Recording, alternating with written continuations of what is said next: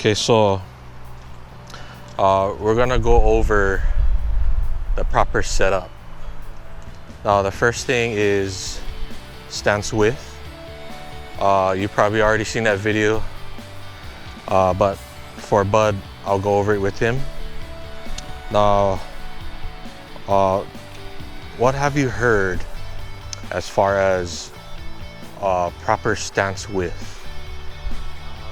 Probably last thing I remember was like shoulder width. Shoulder width apart. Yeah, that's a pretty common one. Like I mentioned before, the problem with that is that a lot of people are built differently. Like some people have extra wide shoulders and then narrow hips. Some people will have super narrow shoulders and then wide hips, right? But the thing that's connecting you to your feet and the ground will be your legs and then into your hip sockets. So we want to base our stance width over our hip sockets. So what we'll do is we'll just kind of press down and then we'll kind of just feel where the deepest part is, and that's usually where our hip sockets are. For my pants, it's usually about my first belt loop. Okay. Now you're gonna take your sticks or your golf clubs, and then you're just gonna hang them from your hip sockets. Okay. And then the inside of your ankles or the inside of your feet should be about 1 to 2 inches outside of these sticks. Okay. So what this will do, it'll allow you to have better balance, and it'll allow you to transfer your weight a lot easier. If you had too wide of a stance, you'll probably have a harder time transferring your weight. If it's too narrow, you'll probably fall off balance, and your ball striking is probably toast. Okay, so that's stance width. Now posture. So everybody talks about having a nice straight back at setup, right? That's good, because all the vertebrae in your back, if one of them is bent, each vertebrae cannot rotate as much as it can. Okay, if they're all straight, all the vertebrae can turn a couple degrees. Yeah, so to get a nice posture, all you're gonna do is you're gonna shrug your shoulders like this. Act as if your fingertips are gonna poke into the ground. Okay, so you're gonna shrug and then you're gonna pull everything down and kind of poke your fingertips into the ground. Okay, and that should give you a nice flat back.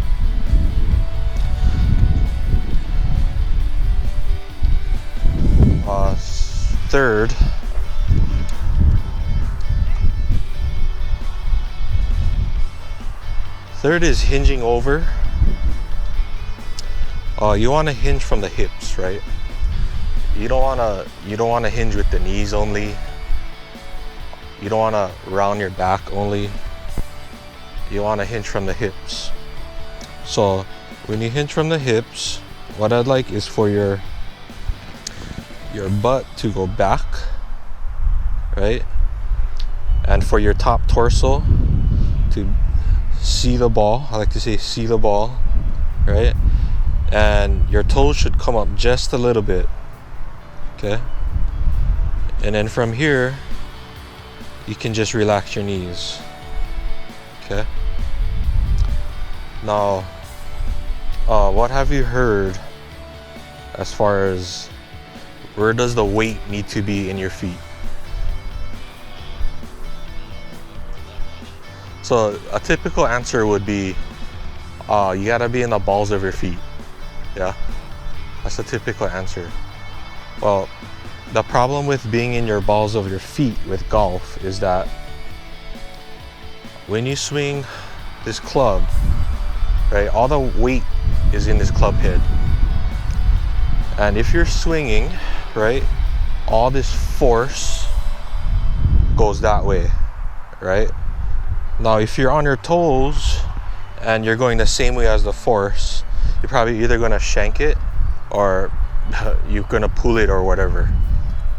Now, to counterbalance that, you gotta get back, right? When you hinge, you gotta get back, in back of the heels. I like to say the weight needs to be kind of in back of the ankles.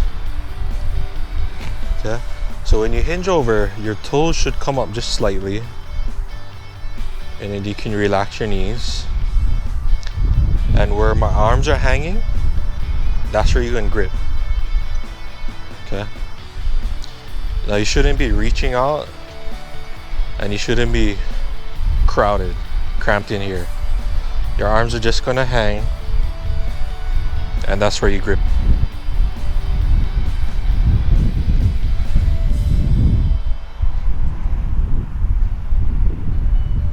Yeah. So you should feel like your hands are under your chin, and then the weight is in back of the ankles, yeah, or heels, yeah. Okay, so now let's go over grip. So every grip, if you hold your club up straight like this, every grip gonna have this line right here. That's the center line, yeah. It lines up with the logo usually. Now with the left hand, this big pad here, I want you to put it right on top of that line and grip it. Okay. The V should point to your right shoulder. Okay. So that's the left hand. Yeah, V should point to the right shoulder. Or the easiest way is like I hold it out like this, and then I hold my hand out like this, horizontally, and then I just put it right on top of that line. Then I grip it.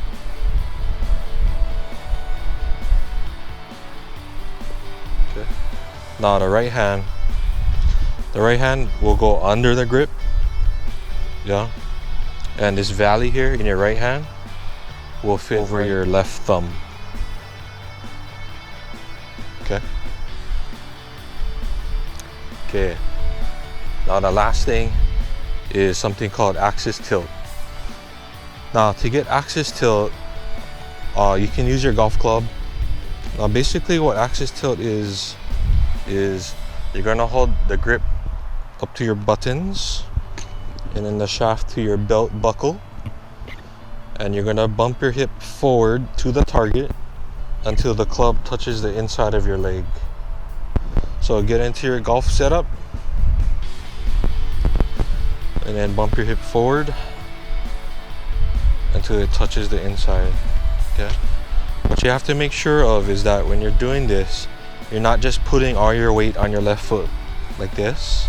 You're actually staying pretty centered still, 50-50. All it is a bump with the hip. On my right shoulder kind of dips a little bit. Yeah, and then right about there. And then you can take your grip like that. And that's axis tilt. And that's pretty important for like swing plane and stuff like that. So that's the setup. Watch it over and over again and do it over and over again.